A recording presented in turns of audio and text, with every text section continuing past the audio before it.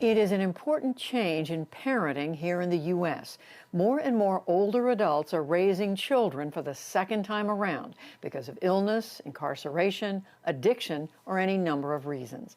Stephanie Sy reports on grandparents who are caring for their grandchildren and what they're up against in the pandemic. 1, 2, 3. Joanne Clow brought up 2 kids on her own. She never imagined that she'd have another child to raise at the age of 64, a very lively one. It's just not something you economically plan for. I'm a single grandmother rolling the rock back up the hill. How old are you, Carter? There's no way you're 4. You look like you're 5. Bumper, what do you see? Carter's mother, Emily, Joanne's oldest daughter, died of a fentanyl overdose in 2016. I every day grieve Emily's loss of Carter because she'll do something cute and I just think, oh my God, Emily, I can't believe you're missing this. I just can't believe you're missing this. The opioid epidemic has contributed to the growing number of grandparents raising grandchildren, says gerontologist Megan Dolben McNabb.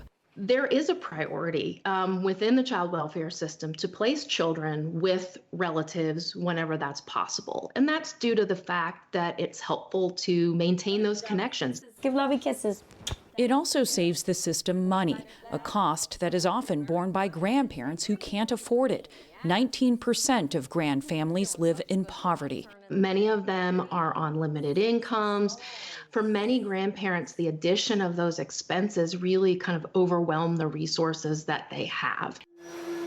Lisa Lennon was making it work with a cleaning business that allowed her to support her grandkids, 12-year-old Luke and little Jackson, still in diapers.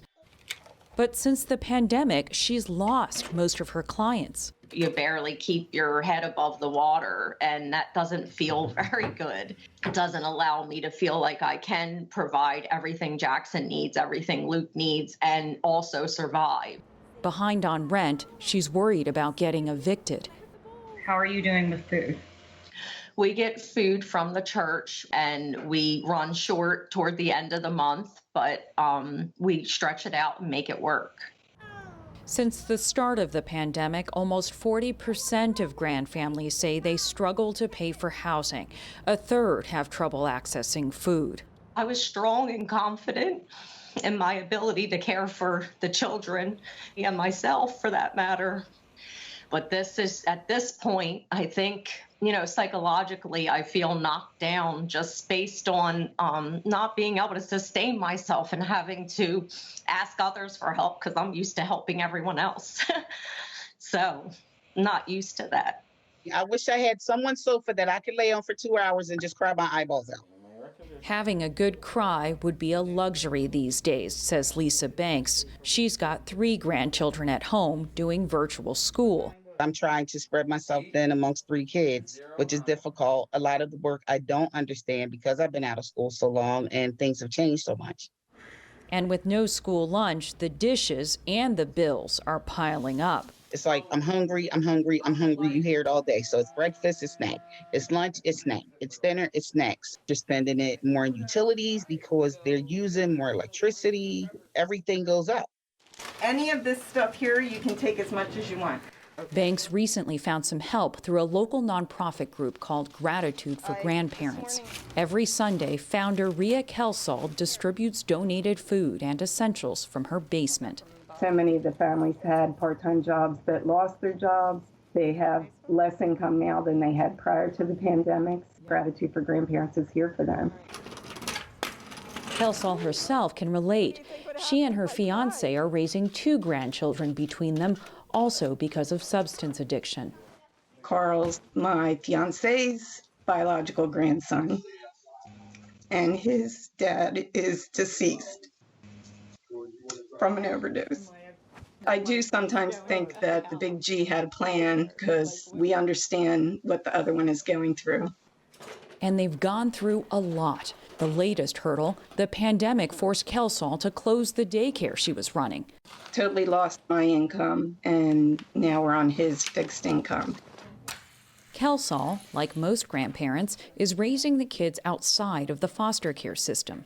They're your blood. You want to take them home and take care of them, love them, and everything else. It's not even a consideration.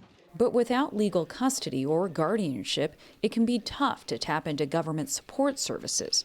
There can be eligibility requirements that push some grandparents out, and many of them really struggle. And I think with the pandemic, particularly for grandparents who might have been laid off or are not getting income from other family members that maybe they're used to, it can be very devastating.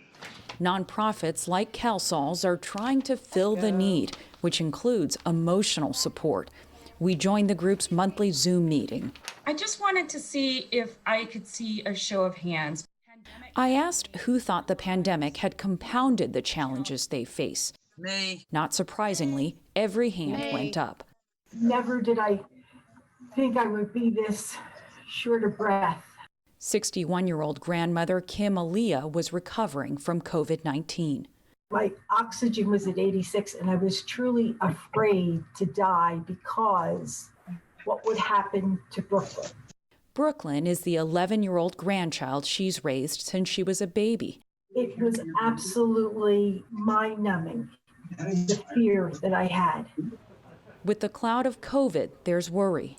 I wake up thinking about these kids and I go to sleep thinking about them. With the shadow of the past, there's worry. They've experienced a great deal of trauma in their lives. And I mean, what they need, they can't have, their mother. The grandkids' mental health weighs on Paul and Barb Anderson. This thing of the kids going to school on the computer and not having a social life just exacerbates the problem, I think. Oh, we got the kale too. As heavy as the burden may sometimes be, the children, says Lisa Lennon, are also what lift her up. They're my inspiration and reason to wake up these days. On good days and bad days, says Lisa Banks. You go through those moments, you go through those stressors, you cry, you fight, you argue, whatever it takes, but you're still there at the end.